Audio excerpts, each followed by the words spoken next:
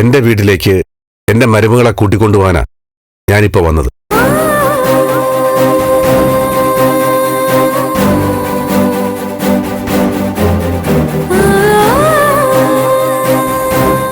ഞാൻ തന്നെ വന്ന് കൂട്ടിക്കൊണ്ടു പോകണമെന്ന് എനിക്ക് നിർബന്ധമുണ്ടായിരുന്നു.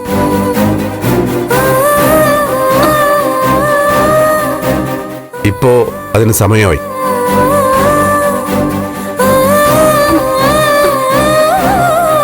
ഇവരെ രണ്ടുപേരെയും ചന്ദ്രോത്ത് വീട്ടിലേക്ക് ഞാൻ കൈപിടിച്ച് കയറ്റും.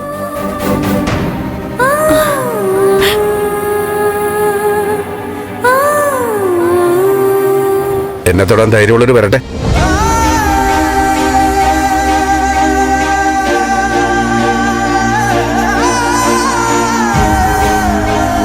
ദേവിക മോളെ, നീ റെഡിയായിക്കോ. നിന്നെ വിളിക്കാൻ കൂടിയാ ഞാൻ വന്നത്. ഈ വാക്കുകൾ പറയുന്നത് കേൾക്കാനാ ഞങ്ങൾ എല്ലാവരും കാത്തിരുന്ന്. ഇപ്പോ എനിക്കൊരു പ്രതികാരം ചെയ്യുന്ന സംതൃപ്തിയാ കിട്ടിയത്. എനിക്ക് ചെയ്യാൻ പറ്റാതെ പോയ കാര്യം എനിക്ക് വേണ്ടി സാർ ചെയ്യുന്നത് പോലെ.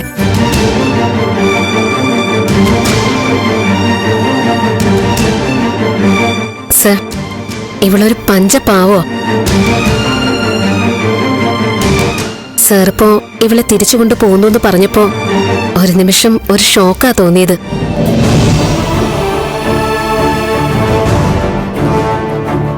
ഞങ്ങളുടെ കുടുംബത്തിലെ ഒരംഗത്തെ കൊണ്ടുപോകുന്ന പോലെ.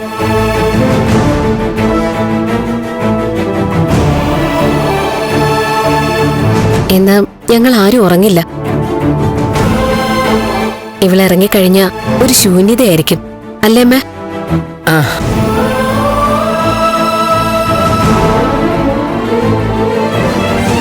മുരളേട്ടന്റെ പെങ്ങളാ ഇവള്.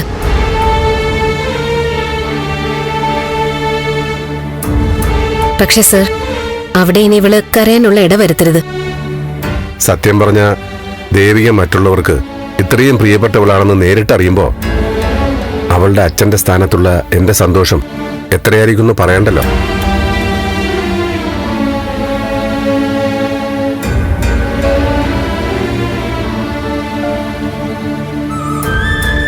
ഗൗരി പറഞ്ഞതെല്ലാം മനസ്സിൽ വയ്ക്കുന്നു.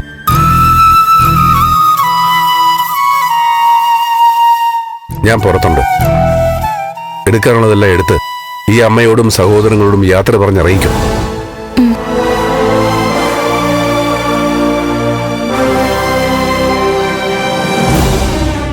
ഗൗരി മോളെ, ചെല്ലട്ടെ.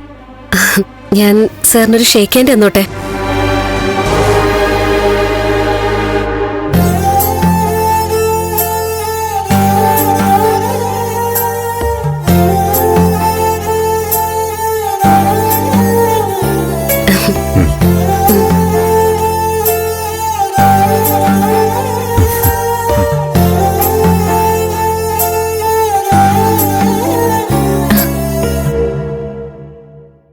ഗൗരി, ഭർത്താവിന്റെ കൈ പിടിച്ച് അച്ഛന്റെ കൂടെ ചന്ദ്രത്തേക്ക് കയറി ചെല്ലടി.